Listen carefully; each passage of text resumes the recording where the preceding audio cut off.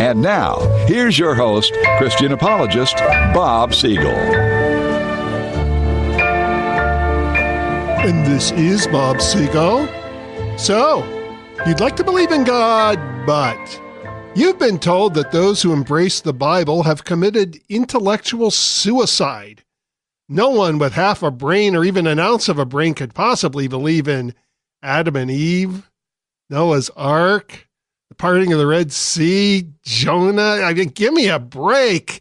Or the most central anchor of all God's miracles, the resurrection of Jesus Christ. To believe in such nutty stuff takes blind faith, or so you have been led to think. Well, my friend, sympathetic as I am to your plight, because there was a time when I said all those same things, so I entirely understand. It actually is not a matter of blind faith, but facts and evidence. Now, facts and evidence are not terms that are usually associated with religion, but then we are an unconventional program. Here to discuss this provocative subject with me, rotating co-host, good friend Jim Berrier, calling all the way from San Antonio, Texas. And in this last month of Texas, I imagine that right about now they're running out of inner tubes, towels, and blow dryers. Jim, welcome to our program. Hi, Bob. Well, to tell you the truth, in between Harvey and Irma, I left town. And we had already scheduled a trip, and I went to the nation's capital and had a great, great time in Washington, D.C., seeing the monuments and seeing at least the ones they haven't torn down. And those monuments are still up? They haven't torn them all down yet? Oh, yeah. I saw one in Alexandria, and it was a statue, and it was there in honor of the fallen Confederate soldiers from Alexandria. And I thought, well, they haven't found that one yet. Well, I don't have a lot of emotion about the Confederates, but I knew that next it would be, well, the forefathers owned slaves, and we all look back now, and slavery was a horrific institution. But Jefferson, Washington, yeah, they had slaves. They were also at that changing of the guard time when they were saying, okay, I was brought up this way, but my conscience is starting to bother me. I'm having pangs of guilt, and they wrestled with it, and they were tortured by it. Nancy Pelosi seems to have just discovered this because all of a sudden, out of the blue, even though she's been in Washington more years than anybody can count, she suddenly wants Jefferson's name taken off of, I've heard there's some place where Christians are going to pray, and it's called the Jefferson something or other. And I'm thinking, has she figured out that with that kind of logic, we have to change the name from Washington, D.C. to something else? Because Washington, exactly. Or however, there is a perk here, Jim. The perk is that if we're going to do that, there goes the Washington Post. Yeah, well, that's good. That would be, if that thing had to get closed down, that wouldn't be so bad. And thank goodness William Jefferson Clinton is no longer in office, or he'd have a problem. But well, there's the college that Thomas Jefferson started in Virginia. Yeah. They want to take his statue down. He started the college. I mean, it's just insane. Oh, it's nuts. Well, and people will never stop. And if they're going to take down a statue, how about Margaret Sanger? You want to talk about a racist who didn't live that long ago, that believed in eugenics and believed African Americans were inferior? Yeah. But you're not going to see the day when they take down her statues. There's zero thought. Well, and I visited the Jefferson Memorial on this trip. We hadn't, my wife was with me, we hadn't been there in several years, and it's one of my favorites. It's a beautiful, beautiful memorial, which, by the way, now some of the folks out there are moving to defund it, and actually, because it's offensive.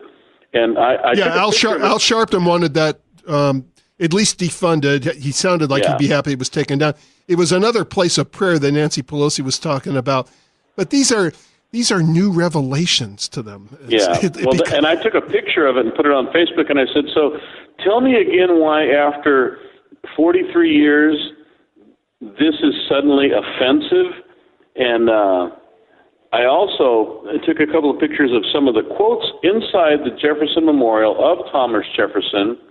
And one was one that was actually denouncing slavery, so he must have come to terms with that in his own life. Well, he came to terms with it when he wrote our Declaration of Independence. He tried to abolish it, but the southern states wouldn't let him do it, and they pulled it out.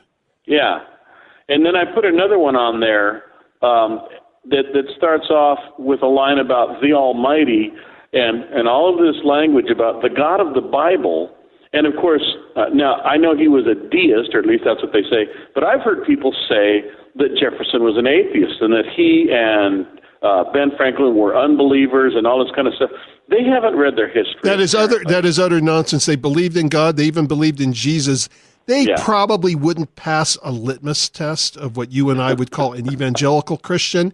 But the thing people don't understand is these terms have to have some historical continuity. Now, today, a deist is somebody who believes that there is a God, but he's impersonal, and he does not involve himself in the affairs. One of the illustrations they love to use the deist is that it's like God just, he built the watch and he cranked the watch up, and now he just sits back and watches it, no pun intended. But the problem with about Calvinism. Well, Calvinism would suggest some involvement, even though neither of us are Calvinists. But the problem is, you look at some of the prayers that Jefferson made, that Franklin made. Yeah. They're certainly entreating God to intervene. Now, there were issues with the Trinity and denying, or I would not even say denying, being as uncertain about the Trinity. That was a little closer to what a deist was back then. But that's the problem. People take out Webster's dictionary and they try to define a word, and they think it means the same thing today that it did 200 years ago. And segueing into what we're going to talk about for most of the program, we've mentioned this before, the word faith in the New Testament did not mean blindly following something. The word actually meant obedience, and it was obedience to a God who had revealed himself and made himself known. The apostles assumed that Christ would make himself known through his Spirit to a person's life, and that his resurrection was an historical fact. Faith meant trusting this God who absolutely for a fact exists, trusting him to work in your life. Faith did not mean saying, golly gee, jumping Jiminy, I have no idea if there's a God anyway, but I'll just go ahead and pretend that there is one. That is not what faith meant. No, not at all. And sadly, there are people today that maybe live that way. But what I was going to do tonight, and we'll move into this, I thought I would kind of play devil's advocate or just be the skeptic tonight, and I want to ask you some questions and give you a moment to shine in your apologist armor and answer some of these questions that people ask a lot. So we're going to pretend that you're the guy that's not is skeptical but hasn't figured it all out, and you're going to let me shine. You've been on our show. You've been on our show too much to fool our audience. You're a very bright person, and you know the answers to all these questions. But hey, if you want to play it that way, Jim, that's fine with me. I would really like to. Okay. So now, we're not on a break yet, so let's jump in the first one, right and in. then You betcha. Okay, why does God let hurricanes and earthquakes kill innocent people? Well, I could give you the Bob Newhart answer. He'd say, why indeed? Next question. No, I want more than that. Well, when we're talking about any kind of suffering, from a hurricane to a tidal wave to the personal level where somebody is ill, the Bible does tell us why we live in an imperfect world and why there is suffering and why there is evil, either the evil from people or something that sometimes seems like the evil of nature, or at least the ferociousness of nature. The Bible does tell us why we have that phenomenon, that invasion in our world in general. It does not tell us why it's proportioned the way it is. So this might be news to Charlie Hebdo magazine. God will not tell us why there was a hurricane in Texas any more than he'll tell us why there was a hurricane in Florida. He could. There have been times in the past, such as the Old Testament days, where he did send a prophet who warned them of some disaster that was about to happen. And I'm not saying that God couldn't even do that today, but I'm saying oftentimes God doesn't say anything and people put words in his mouth. We do know that in general, it was because the original human beings turned away from God and were very curious to know what life would be like without God. They lived in a paradise. So in general, God being the gentleman he is, and God seeing our human free will as important as it is, stepped out of the way and says, okay, you want a world without me? I will withdraw myself from your lives. I will withdraw myself from your world, and we'll let nature take its course and see how you like it. So we do have a very clear answer to that in general, but I'm not going to be able to tell you, nobody could tell you why a 6-year-old girl gets leukemia and some mobster lives to be 70 years old. I'm not going to tell you why one state gets hit with a hurricane and another state does not. There's a difference. How it's proportioned is what we don't have the answer to. Now, there were certain celebrities who were suggesting that the hurricanes were punishment for people voting for Donald Trump. And you know what's so ludicrous about that is that please tell me. Texas is a very conservative state, but one of the cities that was hit the worst was Houston, and the demographics of Houston show them as a more liberal city, and those were Hillary Clinton supporters. So if they really want that logic, let them take it. Yeah, well, and my response to that was, well, if that's the case, then were the 2 earthquakes that devastated towns in Mexico shortly after that, were those judgments on illegal immigrants? Exactly. Can you just imagine Donald Trump getting up and saying that's God protecting our border? Can you just imagine the way they'd react on CNN and MSNBC? But they'll make a comment about why we had a hurricane in Texas. Folks, sometimes things just happen, and I'm saying this as a Christian. We'll be right back.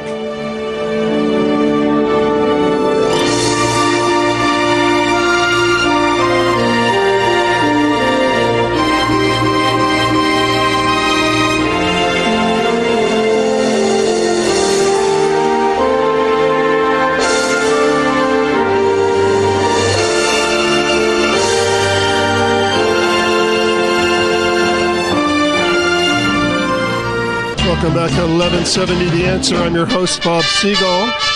I would like to thank those of you who came out to join me yesterday afternoon at Mysterious Galaxy Bookstore. Unique name for a bookstore. We had a blast. It was so great seeing so many of you. I felt very supported, very encouraged. And I would also like to thank the entire staff of Mysterious. This Mysterious Galaxy Books, it's like Comic-Con every day. Over that's the best way I can describe this store. I would like to thank them for hosting such a fun event. As we had told you ahead of time on last week's radio show, I and over a dozen other local authors showcased our works. Of my many novels, the one I was invited to present was The Dangerous Christmas Ornament. The event was a big success. Now, even if you were unable to attend, the store requested that we, the authors, leave a few extra signed copies of our novels at the store. And so if you live in the San Diego area, if you missed the event but had wanted to be there, you can still drop by that store, Mysterious Galaxy Bookstore on Balboa. If you missed it, go in, purchase a book. And to listeners who listen to us all over the country, following us on the internet, they have a website, and you can order a signed copy online. That's a Mysterious Galaxy Bookstore for a signed copy of The Dangerous Christmas Ornament. But what could be more dangerous to thought, and politically correct thought at that, than my good friend Jim Berrier?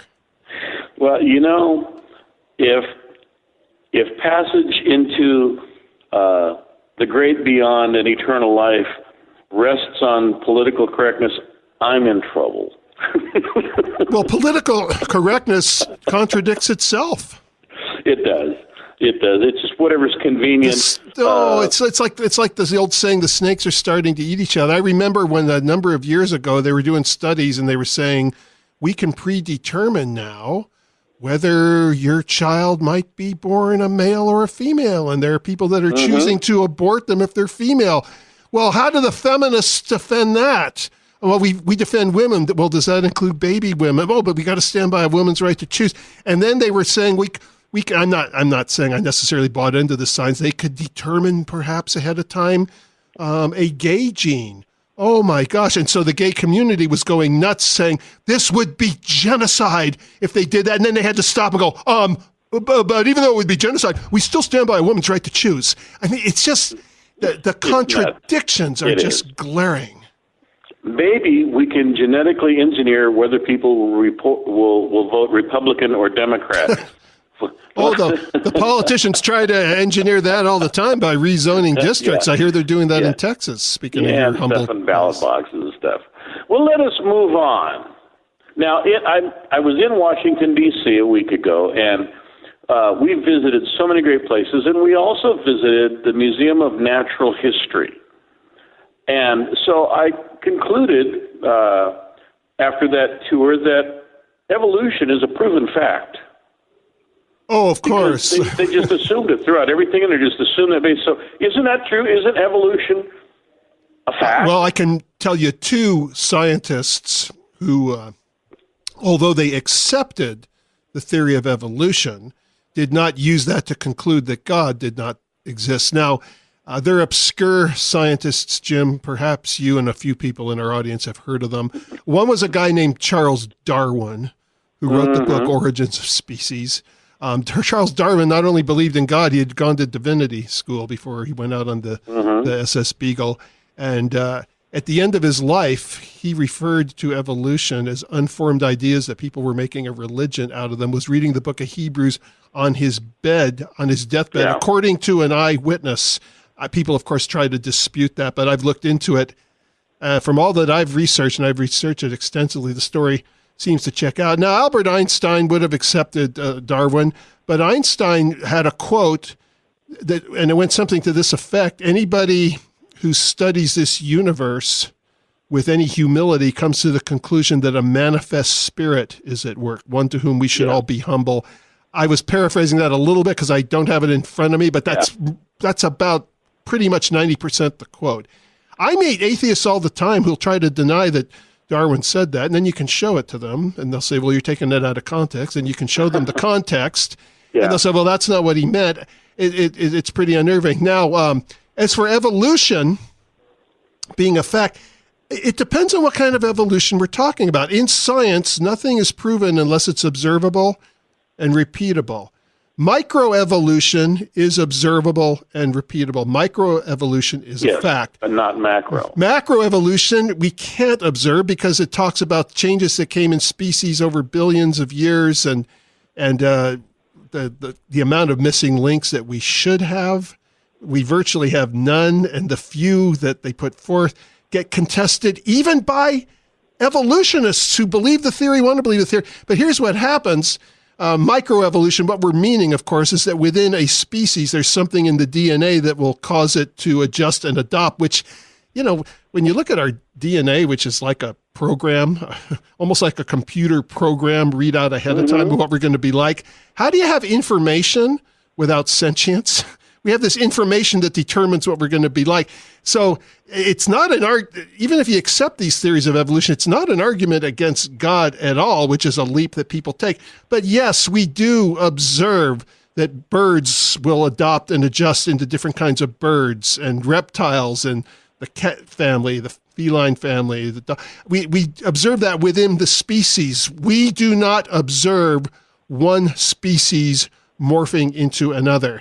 And so what will happen is in classrooms, people will get up and they'll say, well, evolution has been proven, and they can give you examples from microevolution all year till the cows come home, and the students are bombarded with a plethora of it, and then they extrapolate from that and conflate it with macroevolution. That is the problem. Now, let me say this, though, Jim. Okay. I don't accept macroevolution. It has never been proven. It's only a theory. The honest evolutionists and Darwinists will admit that it's only a theory, and one of those honest ones was Darwin himself. They will admit that. But hypothetically, if they proved that we evolved from apes, if they proved macroevolution, they still haven't disproven God. That's A. And they still haven't disproven the Bible. B, they haven't even disproven Genesis, because Genesis was not written to give us detail about how or what process God used to create the world. Genesis simply says, in the beginning, God, not in the beginning, dust and chemicals. Well, there you go. You know, that's always been the issue. And that's when I talk with people about microevolution, macroevolution, all of that. Now, in touring the Natural History Museum, the last two exhibits that I viewed just kind of left me smiling, chuckling a bit. One was about one of my favorite creatures ever. We're going to come back after a break, aren't we? We will. Hold that thought, my friend. By the way, Jim, what's wrong with you? Haven't you seen Planet of the Apes in 2001: A Space Odyssey? That was proof of evolution right there on the screen with Dolby Stereo and Technicolor. We'll be right back.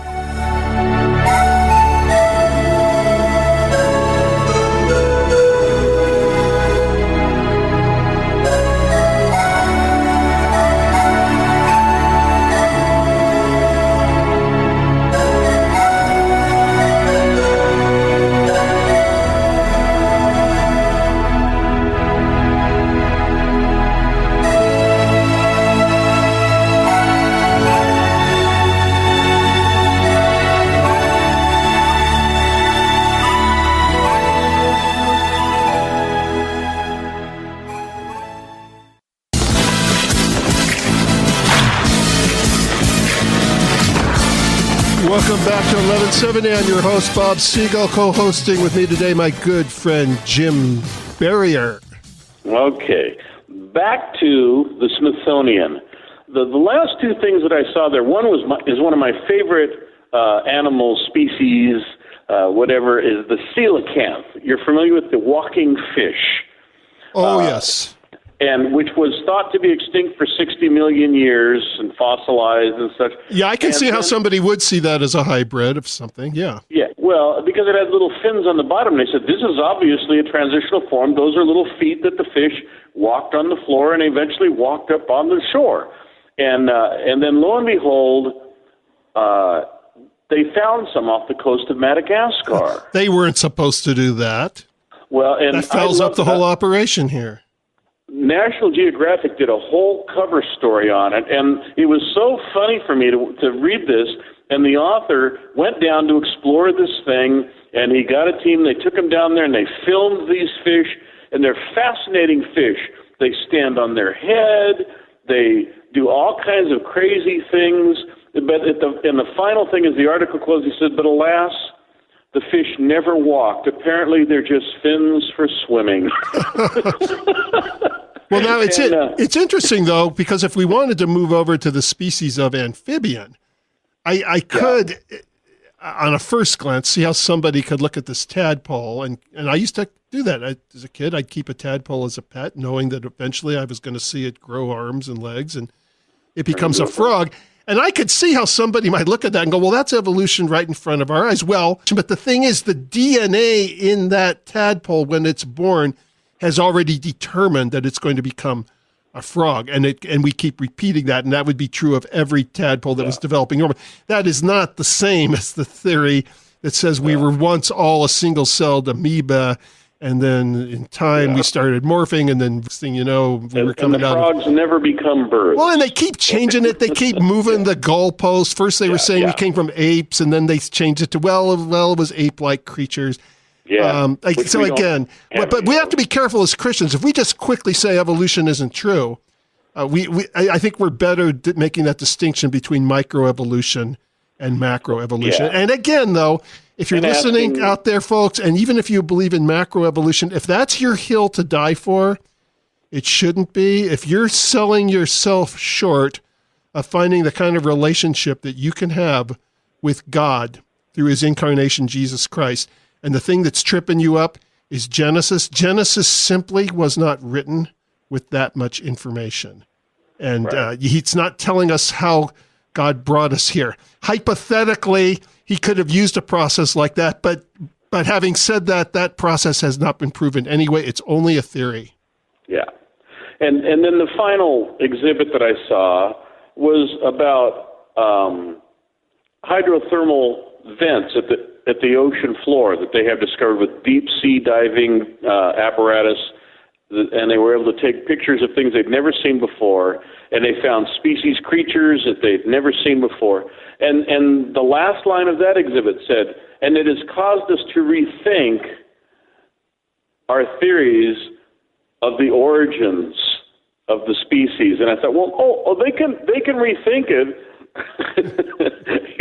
when they're forced to, as long as they don't invoke the name of God or bring the notion that there was intelligence behind it. But it just cracked me up. It's like, oh, okay, well now we're gonna rethink how it all happened. And apparently what we said isn't really how it is. And it just cracked me up how easy it was just to make a statement like that and say, okay, we're going to move on now and change our theories. Yeah, that's true. And we've seen people talk about, well, maybe life came from aliens and it would explain this and how easy it is for some people to believe that, and how difficult it is to believe that this entire universe had to start somewhere and somehow.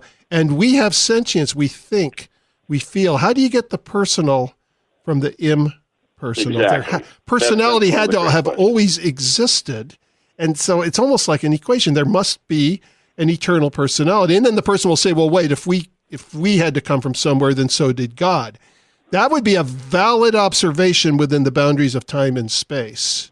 But God exists outside of time and space, according to the Bible. And outside of time and space, there would be no beginning or end. And the kinds of people that are saying that about time and space are quantum physicists. The Bible was a little ahead of its time when it described God being outside of time. Well, we're always playing catch up. But now, let's segue to the next good skeptic question. Okay, I must say, you're kind of playing the devil's advocate with yourself. You're throwing it out there and you're answering yourself. This happens every time. Are you sure you're not part of the Trinity yourself there, Jim? Are there two Jim Berriers here arguing with themselves? Well, I do have a body, soul, and spirit, but that's another show. No, that would be another interesting show. Let's put a peg on that. Okay. So how can you believe a book that was written so long ago and had been translated by so many people? How can you trust what's in it? How can you believe that that's actually fact or something to base your life on? Why do you believe the Bible of all books? Well, first of all, the Bible is not a book. The Bible is a library. It is a collection of 66 different books, 66 different books written over a period of some 2,000 years by about 40 different authors, most of whom never met each other. And yet they said all the same things about God, his personality, his standards, what he demands. They don't contradict each other? They do. Well, now, contradictions? Yeah, no, and I would say if somebody wanted to say, well, this verse in the Bible contradicts that verse, how can God contradict himself? That's a very fair observation, and people try to do that. But I see those contradictions melt away when we look at the culture. The problem is some of these seemingly contradictory verses, if we understood the way people spoke back in those days, we'd realize that in that culture it was not viewed as a contradiction. But we'll talk more about that when we return to the Bob Siegel Show.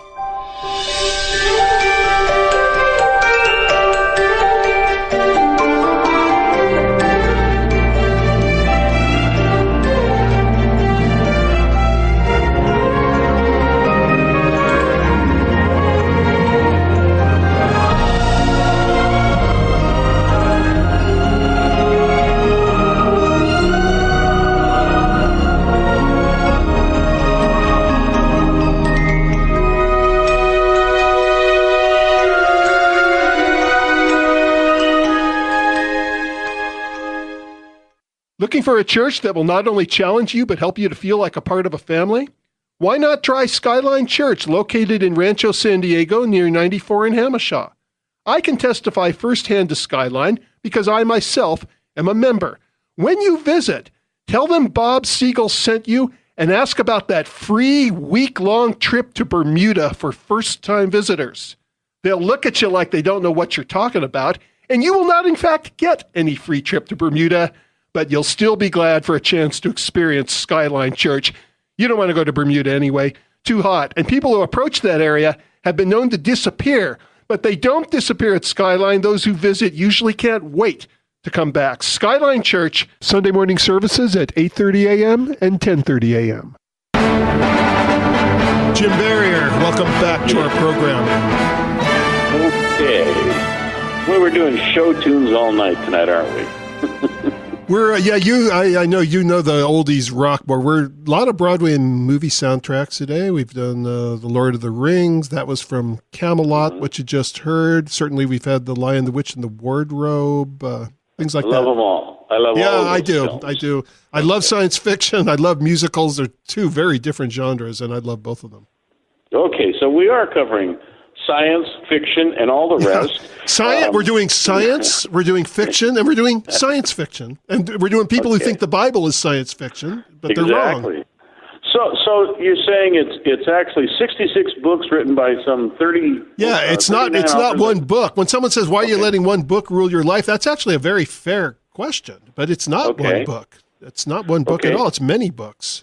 Okay, so then, but isn't it true that these are very old texts and they have been handed down and translated? I always crack up. People say, well, the King James Bible. And I say, well, what did they read before the 1500s? What do they read in France? But people get stuck on that. Why? How can you trust the Bible if it's been translated so many first times? of all, the King James Bible is irrelevant because that is a translation. I don't mean that it's not a good translation, but I mean that your original question about the fact that the Bible was written long ago, the good question here is, can we trust these manuscripts when obviously in those days, things written on papyrus, leaves from the Nile River, etc., a lot of that has not survived except in fragments. And what we have with the Bible is copies of manuscripts. Now, first of all, that's true. We're dealing with copies. Second of all, if somebody wants to say that we can't trust copies historically, they've just thrown out all ancient history or all history before the printing press was invented. And they don't necessarily have any reason to tell you why they would believe any book that was printed with the printing press either. The copies are not as big of a problem as people make it out to be. And what I find is so much inconsistency with scholars. The New Testament, to use that as an example, the New Testament was completed. It was written by the end of the first century. Around 90 AD was the book of Revelation. That's approximately the last book written.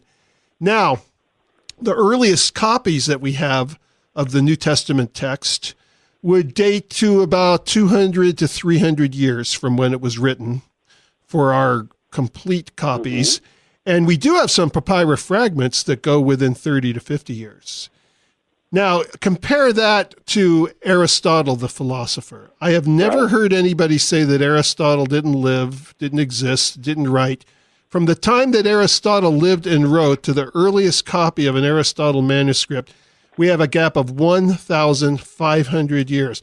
Sophocles, the Greek playwright, I was a drama major at San Jose State. I never had a professor get up and tell me that Sophocles didn't exist. 1,500 years from the time Sophocles lived to the first manuscript. I remember I was speaking at a fraternity once at Willamette College in Salem, Oregon, and I was making these comparisons, and one of the students said, yeah, but Aristotle and Sophocles don't put demands on my life. Mm-hmm. And I said, thank you for being so intellectually honest, because the truth is, it is not an academic barrier between God and man. It is a moral barrier. And this person, because he could admit that, was probably a lot closer to God than he thought.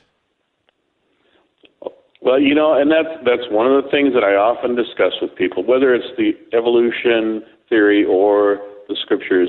It's really, you don't want to change your life is what the issue is. Yes, no, I'm not saying that there aren't sincere skeptics. There are sincere skeptics and there are insincere skeptics.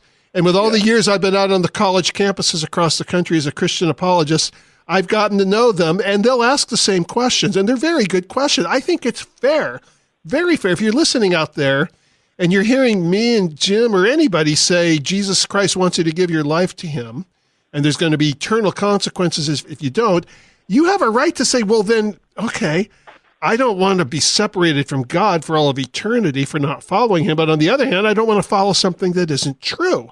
So help me out here. Why should I believe this stuff is true? And what Christians will say 9 out of 10 times is, brother, just accept it by faith. I'm sorry, that's not a good response. And I don't blame the people that don't want to become Christians as a result of that. So sometimes people are saying, I really would like to follow God. For many years, I didn't believe that a God existed. I wanted to, but I wasn't going to pretend he existed just because I wanted to until I saw factual evidence, and more importantly, or I should say alongside of that in a parallel well, I had an encounter with the Spirit of God, and that's where the rubber meets the road. We're not being asked to assume God exists. We're being asked to meet God. And that is an experience. We were talking about science. Nothing is proven unless it's experiential or repeatable or observable. We can have a relationship where we have an encounter with God. What the archaeology and the science and the Bible manuscripts, and one thing we haven't talked about, but which is pretty incredible, is the fulfillment of Bible prophecy. What that stuff is, where God's left his imprint, is a trail of breadcrumbs leading us to him, but it's our relationship with God that's important. And you and I both began as skeptics. Absolutely. I was not born a believer. I was not even born into a home of believers, and I know you had to find that path. But the word is we were honest skeptics, and we asked questions, and we sought answers, and I do think the experiential thing is huge. I heard a man one time say that a man with an experience is never at the mercy of a man with an argument. Oh, that's a very interesting quotation. I've kind of held on to that, and that can involve a lot of areas of our life. But once something's happened and I know it's real and it's happened to me, you can argue all you want. You know, it's like the blind man said, I don't know. I was born blind and now I can see. You know, go ask the guy that healed me. Exactly. And, like I was mentioning earlier that some people find it easier to believe in aliens than God. Okay, now I'll use myself as an example. I have never had an encounter with an alien. I've met people who claim they have. So I would have to say I could either treat those people the way some of the atheists treat Christians and say, oh, that phony baloney. What do you believe that nonsense? Or I can say I am an agnostic to that. I don't think it's likely that I'm ever going to meet an alien. We might have one person says, I don't think it's likely. We might have another person says, oh, well, I think it is likely, but I'm still not sure. We could have a third person that says, I've never thought about it one way or the other, and I don't care. But supposing an alien landed in one of their backyards that day, took them on a ride in the spaceship, and I saw that on Monty Python's Life of Brian, by the way, and then they dropped him right back off. But okay, I want to know if he's an undocumented alien. No, it was a dreamer alien, Jim, a dreamer. Okay, we'll be right back.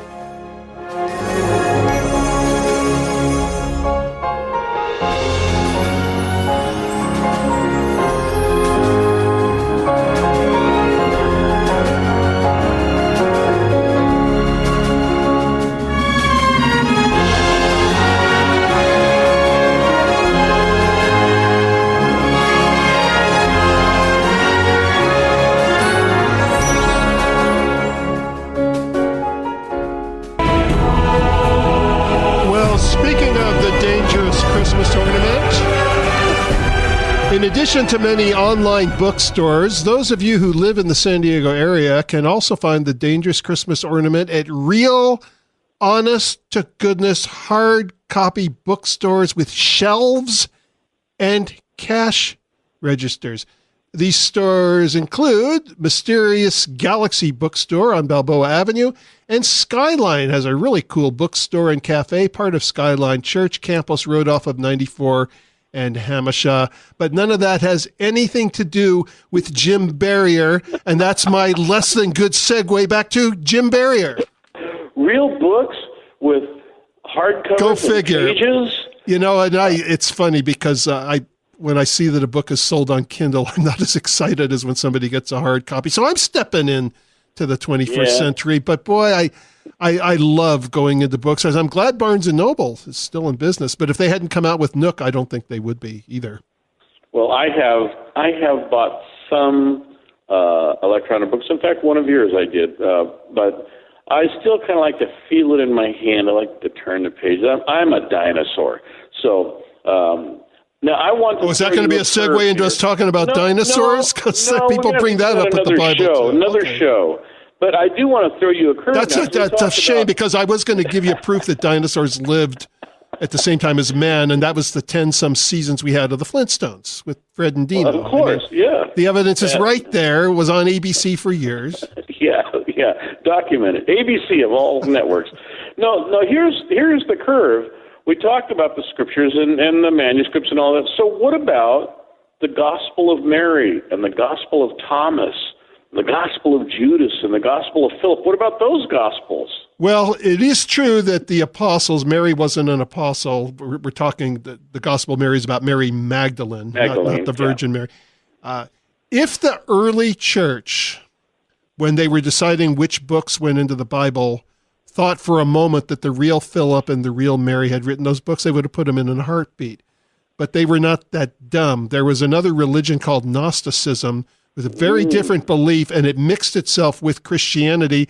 But Christianity was so popular that if somebody wanted to have a forged document, they just scribble the name of the apostle.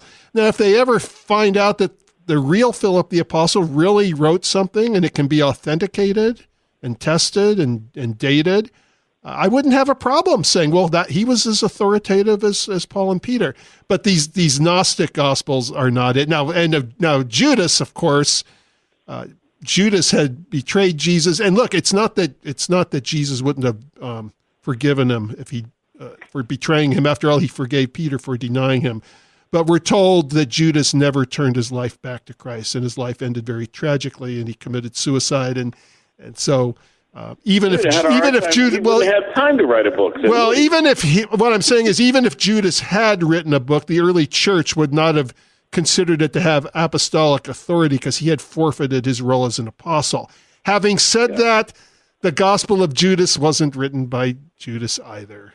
So these are a bunch of Gnostic texts, and they have no credibility amongst any serious scholar who understands the New Testament. The test for deciding which books went into the New Testament was it had to be written by somebody who had actually encountered Jesus. They were known as the apostles, or somebody close to an apostle. The apostle Paul wasn't one of the original 12, but he did encounter the resurrected Christ later. Yes, Luke was an actual historian. The book of Luke and the book of Acts are actual history books written by a historian who was sponsored by a Roman patron. And he was sent out to the area of Israel to interview many people. But it's also true, so it's valid history, but it's also true that Luke was a close associate of Paul. So on the authority of Paul's apostleship, Mark, the Gospel of Mark was not one of the original disciples. The Gospel of Mark is really the Gospel of Peter. Peter dictated it to Mark. Peter was not very literate. I mean, he could write, but not very well. For example, 1 Peter was written again by somebody, if not Mark, another scribe. They would call him an amanuensis, because 1 Peter's written in pretty eloquent Greek. And 2 Peter, on the other hand, was written in terrible Greek. So what scholars believe is that Peter dictated 1 Peter and then he wrote 2 Peter himself. But these were the kinds of questions that the early church was asking themselves when they decided which of these books to accept. And the reason they asked themselves those questions a couple hundred years later is they didn't have time to hold church-wide ecumenical councils across the Roman Empire. They were too busy hiding in the catacombs and avoiding being fed to the lions. It was only after Constantine finally legalized Christianity that they could breathe. And so then they went back and said, okay, for many years now, and that doesn't mean that the New Testament wasn't written until 300 AD. Like I said, it was written in the first century, but these books had been circulating for years. But as far as them getting collected, put in one volume, and people deciding, okay, this one was actually written by an apostle, and so we're going to put that one in. This one, it doesn't seem like it was written by an apostle. We're not going to put that in. Those were the kinds of questions they asked. They were very scholastic, studious questions. They did not just get out a dartboard and throw the dart and go, oh, the Didache doesn't make it. Neither does First Clement. Oh, look, Peter got it. It's not the way it happened. Final question.